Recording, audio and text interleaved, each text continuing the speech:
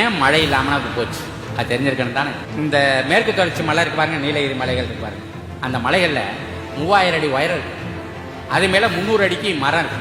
அந்த மலைகளில் இருந்த மரத்தெல்லாம் வெட்டிட்டு டீ தோட்டமாகவே போட்டாங்க. அப்போ 200 அடி 300 அடி இருக்கிற மரக்கூட்டம் என்ன பண்ணுது, அரபுக்கடல்லேருந்து வர்ற காற்றை மறித்து அது மழையாக மாற்றுது.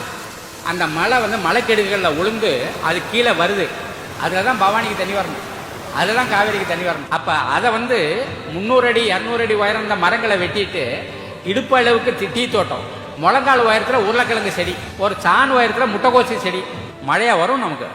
ஆகையினால இப்ப ஈசா என்ன முடிவு பண்ணிருக்குனாக்கா, நாடு முழுதும் நாம மரம் வளர்க்குறது. குளத்தை சுத்தி மரம் இருக்கணும், குட்டை சுத்தி மரம் இருக்கணும், ஊட்டை சுத்தி மரம் இருக்கணும், தோட்டத்தில் அவங்களுடைய காட்டுல மரம் இருக்கணும்.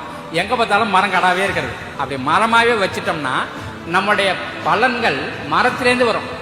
என்னென்ன பலன்லாம் வர முடியும்? மரம் நமக்கு உணவு தர முடியும், நம்ம கால்நடைகளுக்கு தீவனம் தர முடியும், நமக்கு விறகு தர முடியும், நிலத்துக்கு உரம் தர முடியும், பெரிய பெரிய டிம்பர் இந்த பர்னிச்சர்லாம் சேர்த்து வேண்டிய நாற்காலி எல்லாம் சேர்த்து வேண்டிய பர்னிச்சர் தர வேண்டிய மரம்லாம் செய்ய முடியும், நமக்கு மருந்து தர முடியும். மருந்து தரக்கூடிய மரங்கள் மட்டுமே ஏராளம் இருக்கு. யோசிச்சு பாருங்க, நம்ம வேப்ப மரம் இருக்குது, நம்ம புங்க மரம் இருக்குது, நம்ம வில்வ மரம் இருக்குது, நெல்லிக்காய் இருக்குது, கடுக்கா இருக்குது, தானிக்காய் இருக்குது, நாவல் இருக்குது, தேத்தாங்கொட்டை இருக்குது, இளந்த மரம் இருக்குது, எல்லாம் மருந்து மரமாகவே இருக்கு. இப்போ ஒரு மழை இல்லைன்னு வச்சுங்க, 3 மாசம் பேர் காஞ்சி போகும், 6 மாசம் பேர் காஞ்சி போயிடும்.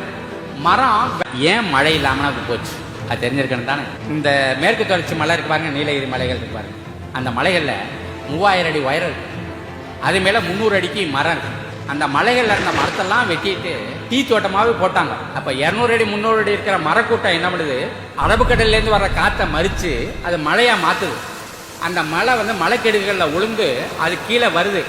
அதில் தான் பவானிக்கு தண்ணி வரணும், அதில் தான் காவேரிக்கு தண்ணி வரணும். அப்போ அதை 300 அடி 200 அடி உயரம் இந்த மரங்களை வெட்டிட்டு இடுப்பு அளவுக்கு டீ தோட்டம், முழங்கால் உயரத்தில் உருளைக்கிழங்கு செடி, ஒரு சான் உயரத்தில் முட்டைக்கோசி செடி, மழையா வரும் நமக்கு.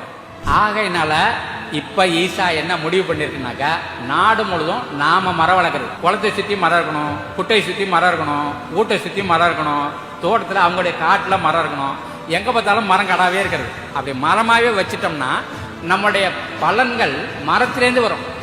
என்னென்ன பலன்லாம் வர முடியும்? மரம் நமக்கு உணவு தர முடியும், நம்ம கால்நடைகளுக்கு தீவனம் தர முடியும், நமக்கு விறகு தர முடியும், நிலத்துக்கு உரம் தர முடியும், பெரிய பெரிய டிம்பர் இந்த பர்னிச்சர்லாம் சேர்த்து வேண்டிய நாற்காலி எல்லாம் சேர்த்து வேண்டிய பர்னிச்சர் தர வேண்டிய மரம்லாம் செய்ய முடியும், நமக்கு மருந்து தர முடியும். மருந்து தரக்கூடிய மரங்கள் மட்டுமே ஏராளம் இருக்கு. யோசிச்சு பாருங்க, நம்ம வேப்ப மரம் இருக்குது, நம்ம புங்க மரம் இருக்குது, நம்ம வில்வ மரம் இருக்குது, நெல்லிக்காய் இருக்குது, கடுக்கா இருக்குது, தானிக்காய் இருக்குது, நாவல் இருக்குது, தேத்தாங்கொட்டை இருக்குது, இளந்த மரம் இருக்குது, எல்லாம் மருந்து மரமாகவே இருக்கு. இப்போ ஒரு மழை இல்லைன்னு வச்சுங்க, 3 மாசம் பேர் காஞ்சி போகும், 6 மாசம் பேர் காஞ்சி போயிடும். மரம்